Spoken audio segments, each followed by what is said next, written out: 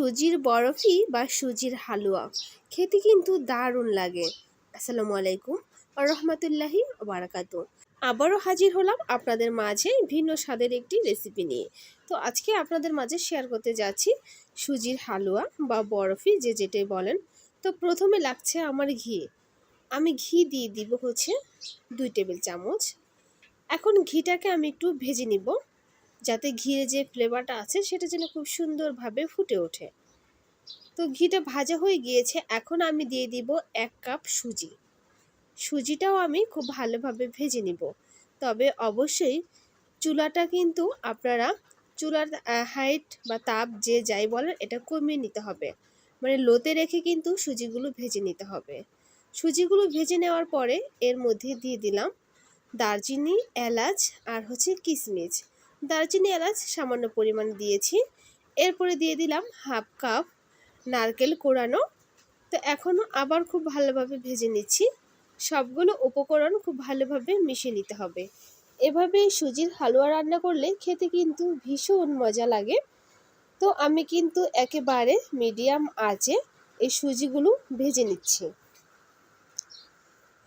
তো দেখুন কালারটা কিন্তু চেঞ্জ হয়ে গিয়েছে, হালকা ব্রাউন কালার হয়ে গেলেই কিন্তু এর মধ্যে আমি বাকি উপকরণগুলো মিশিয়ে দিব। তো অবশ্যই যারা লাইক দিতে ভুলে গিয়েছেন একটা লাইক দিয়ে দিবেন, আর নতুনরা চ্যানেলটিকে সাবস্ক্রাইব করে আমার পাশে থাকবেন। তো এখন আমি দিয়ে দিব এই সুজিগুলোর মধ্যে দুধ।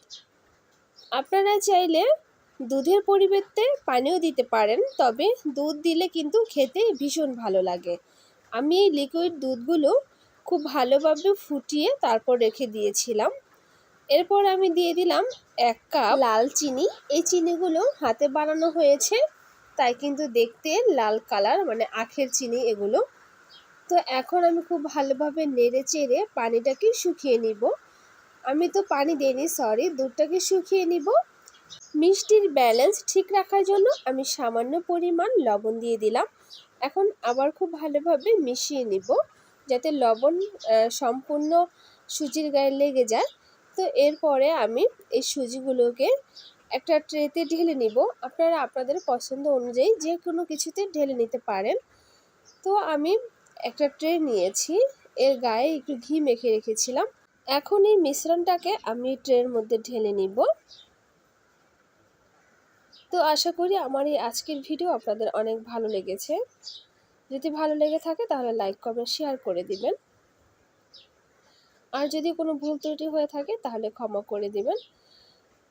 তো খুব ভালোভাবে কিন্তু ছড়িয়ে দিতে হবে, যাতে আমরা যখন এই সুজির হালুয়াটাকে কেটে নিব তখন যেন খুব সুন্দর এক সাইজের দেখা যায়। এই কারণে এক জায়গায় মোটা এক জায়গায় পাতলা এভাবে দেওয়া যাবে না, খুব সুন্দরভাবে কিন্তু পুরো ট্রের মধ্যে ছড়িয়ে দিতে হবে। ঠান্ডা হয়ে গেলে কিন্তু আমরা কেটে নিতে পারবো খুব সুন্দরভাবে।